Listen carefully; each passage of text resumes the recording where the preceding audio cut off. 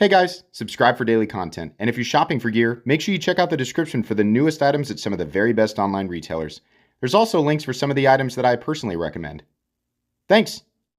What's going on YouTube? Metal Complex here, and today I want to share with you guys my top 5 most carried knives over the last month or so. I think it's been about a month since the last time I did this video, and all of my knives in my rotation, my top 5 rotation, have changed except for one, which I will be sharing with you guys. I will link everything down in the description. Not everything on this list is available yet, but I'll link it all down in the description. It does help my channel when you use those links, but that's entirely up to you.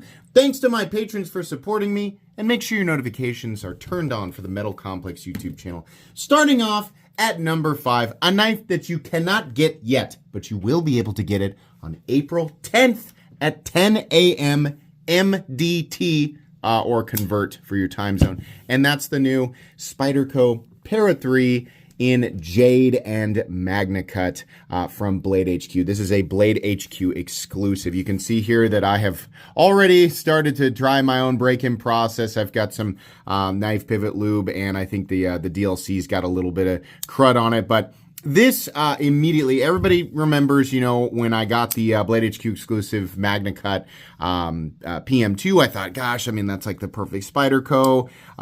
Do I want to carry that one? I should have known that they were like it was like a day later, I got an email and they said, do you want to, you know, check this one out, share it with the community? And I said, well, yes. Everybody knows, at least people who've watched my channel for a long time, one of my most carried EDC knives ever is my Maximate Para 3. This has been altered with RGT skinny micarta scales and an MXG deep carry clip, but this was one of my most carried knives ever. It desperately needs to be touched up, but I have since transitioned to the Sage 6 and knives like the Shark Cub. My Sage 6 is over here somewhere. There it is right there. And I love these knives, and they're great EDC knives.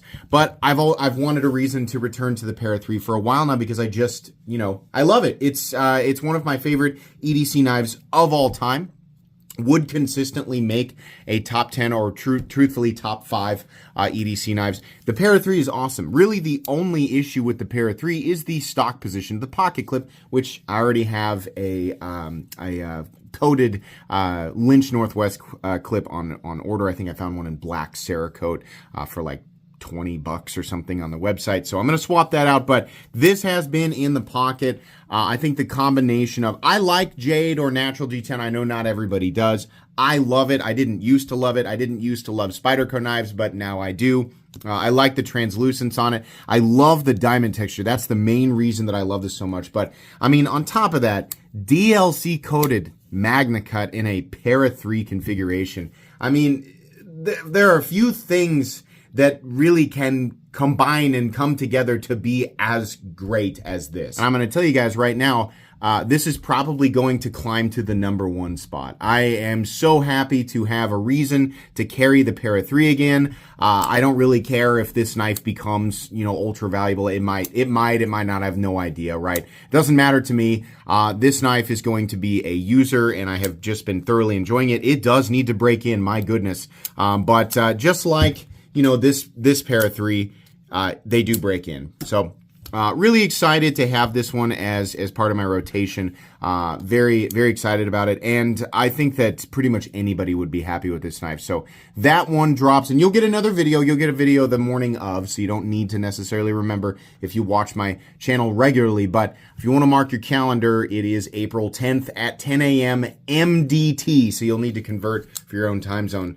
Very, very cool knife. Moving on here, I think this is a bit of a sleeper. I've been enjoying this one casually. By the way, I just got this and it has dominated my pocket for the first few days that I've had it, but obviously I haven't had much time to carry it, which is why it's only in the #5 position.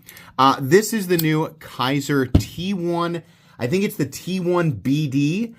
This is a Kizer T1 with the button-operated compression lock. At this point, I'm still hesitant to say it because I'm not 100% sure that that's exactly what they did, but given that their lock bar does actually compress between the lock face of the blade and the stop pin, which I did confirm by taking apart one of these knives in the unboxing. I don't think you guys have actually seen the unboxing yet. This is an awkward situation where the unboxing was scheduled from a couple of weeks ago, so I've actually been spending some time with this. But the T1 in copper and titanium and Elmax. This knife comes in at, I think, $169. This is a really, really good deal for premium materials. Titanium, Elmax, and the button-operated, it's Kizer's version of the compression lock, which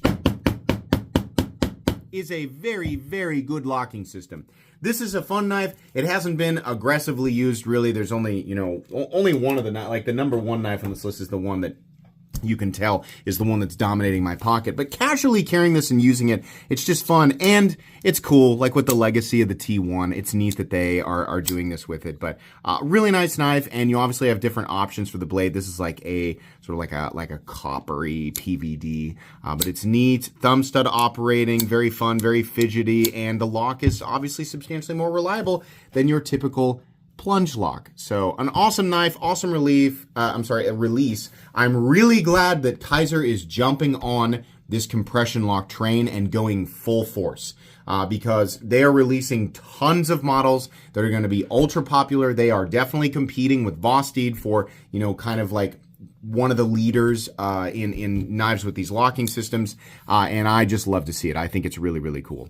So moving on here, I think I called that the number 2 spot. This was actually the number 4 spot. Moving on to the number 3 spot. I carry this knife specifically because of how cool it looks. This is the KB Knives and Ray Laconico Albatross. My God, what a beautiful knife. Now, I mentioned in both my unboxing and my Instagram post that these were available on White Mountain Knives, and I noticed that people were buying them up pretty quick. So I don't know if this is still available, but this is like a glass or silver bead blast finish or something like that. And the end result is such a beautiful, kind of like foggy, hyper-reflective.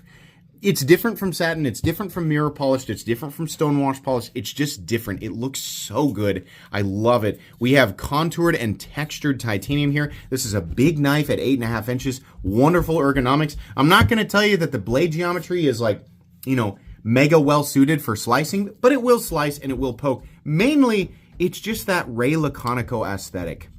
There is something about this. There's something about the look that is just so very obviously Ray Laconico. It's kind of minimalistic, but it also has a very specific personality and is also very purposeful. Despite the fact that, this is more of, I hate to call it like a fighter's blade shape, but I would say that the blade shape, despite this knife it's a pocket knife. Like pocket knives are not optimized for like combat, right? But if we were to just isolate the blade shape, I would say the blade shape is more of a combat-esque blade shape than it is a utility-esque blade shape. But I think it was done more for looks than it was for, hey, you're supposed to take this out and like fight with it. No. But it is cool, and that's the reason I carry it. It's because it looks cool. It's a big, totally unnecessary knife, but it is such a joy to disengage and manipulate. It's very easy in and out of the pocket. It's just awesome. It's a knife that you carry because you think it's cool, not because it's the most optimized knife for whatever you're going to do with it. Moving on to the number 2 spot, this absolutely is a knife that I carry because it is extremely utility and EDC oriented. This is an awesome release, one of the coolest Kizer releases. I forgot to say, the T1 also has a version in a different blade steel that's only 119. Oh no, it's Elmax and aluminum. Elmax and aluminum is only 119. This version 169 or so. This is the Kizer Drop Bear Zero, which is also a button-operated compression lock.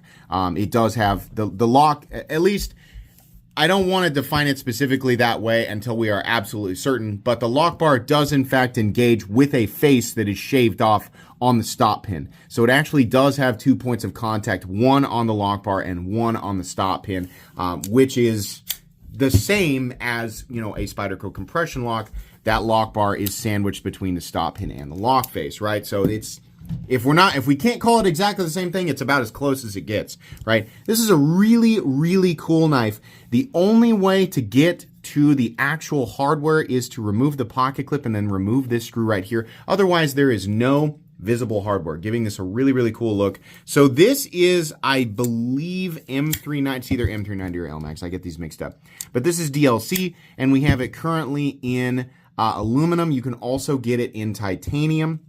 The aluminum version that you're seeing here is $129, which I think is great. This has a wonderful blade profile. It has a beautifully, it is aggressively thin behind the edge. 2 different zones for jimping. Insanely easy to manipulate. Very lightweight, very compact, great pocket clip. It can be flipped over to the other side for left-handed carry. The Drop Bear Zero is probably their best drop bear. This is such a good knife. And despite the fact that it is kind of that plain Jane, that quintessential, almost in the bug out family style of knives, it does have its own unique look. Kizer did manage to create something that looks different and cool and is appealing for a different reason, right? But then they put that, they put their own compression lock on it, which is really, really neat. And as I've tested in multiple videos now, they are doing a really good job with this locking system. I think it's awesome. I'm a huge fan of the Drop Bear Zero, and it is extremely recommendable. This is an awesome knife. I hope that they do a budget configuration for this.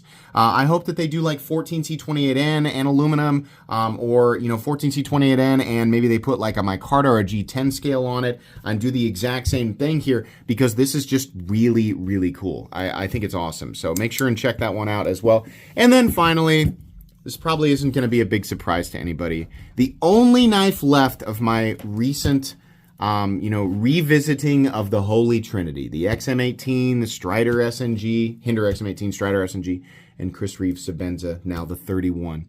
The only one of that group that I am still, I'm still wanting to carry is the Sebenza. This knife it's so funny to me because I just was so anti-Sebenza for so long. I was like, I'm not interested. I don't like it. It's the exact opposite of everything that I like. And yet, it's the one that I have enjoyed. Now, I still love carrying my Hinder. I kind of got demotivated carrying the SNG for a couple of reasons. The fit and finish issues, right? And also learning about the wide, variations of HRC hardness that you can expect from Strider. Some of the stuff that Taylor was coming back with was like 55, and some of it was okay. Some of it was S30V in the low 60. I think it was like a 60 point something, right? Which is fine. But so many variations. With a Chris Reeve, you're not going to have that variation. You're going to have consistency. This is Magna Cut. It has continued to stay sharp. It has continued to work and be easy to manipulate. This one even able to be flicked out. I have gotten to the point now where I actually really enjoy the solidity and the feeling of action. The lock bar tension on this gives me so much confidence. It's something I never really zeroed in on, is exactly how much tension there was on that lock bar. This has to be one of the safest, one of the strongest frame locks out there. And the frame lock isn't known for being a wildly strong locking system versus something like the Shark lock or the Atlas lock or the Triad lock, obviously. But this is more than enough for me. Plenty of confidence here. I love the carbon fiber in it. I don't like the standard Sebenza that doesn't have an inlay, but this carbon fiber one, which also came from Blade HQ, is just amazing. The blade is wonderful. I get it. I understand why you guys like cutting with the Sebenza blade. It is just awesome. The hollow grind, the elongated, if we're going to call this, like an elongated clip point or whatever you want to call that, spear point. It's great. It's wonderful. I love the jimping. I love the crown spine. No, that's a lie. I'm not coming around to the thumb stud. The thumb stud, it needs to be, I don't know why they insist on that pointy thumb stud. I don't like it. But it is easy. Now that I've kind of gotten it down, it's easier to manipulate, but I wish the thumb stud was a different shape. Outside of that, though, and maybe that Loch Ness Monster pocket clip, I'm more than okay with pretty much everything else. I love it. Pride of ownership, absolutely. Is it the greatest EDC folding knife of all time? No.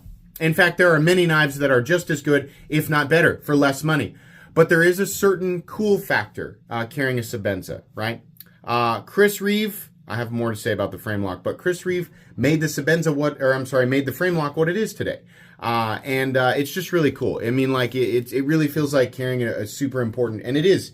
It's not just that it feels like this. you are carrying an important piece of knife world history. The Sebenza is absolutely an incredible knife and has absolutely earned its spot as one of the best EDC folding knives out there. You know, if I were to make a top 20, then I would put the Sebenza in there. But there is a certain level of joy that comes with carrying a Sebenza. It's incredibly expensive. It's definitely a luxury piece. It's definitely it is the perfect combination of pocket jewelry and incredibly functional and incredibly durable, reliable EDC, right? That it's a perfect combination of those two things. So, again, number one spot most carried, definitely the Sebenza by a long shot. In a far back number 2, we have the Drop Bear Zero. At the number 3 spot, we have the KB and Laconico Albatross. In the number 4 spot, we have the Kizer T1 BD or DB, I can't remember which one it is. And then in number 5, but soon to be a much higher spot, we have the Blade HQ exclusive Spyderco Para 3 in the Diamond Mesh Natural G10, and in this case, DLC coated Magna Cut. That's going to be it today, guys. Thanks so much for watching. Hope you enjoyed. Please make sure to follow me on Instagram at metal_complex. If you enjoyed this video, leave a like. If you'd like to check out my other content, I do, of course, have lots of videos of knives that are either expensive or inexpensive that I do or don't like, so check those out. And if you enjoy all my content, go ahead and click on that Metal Complex logo right there and subscribe, because there's definitely more coming. Thanks again for watching, everybody, and have a great day.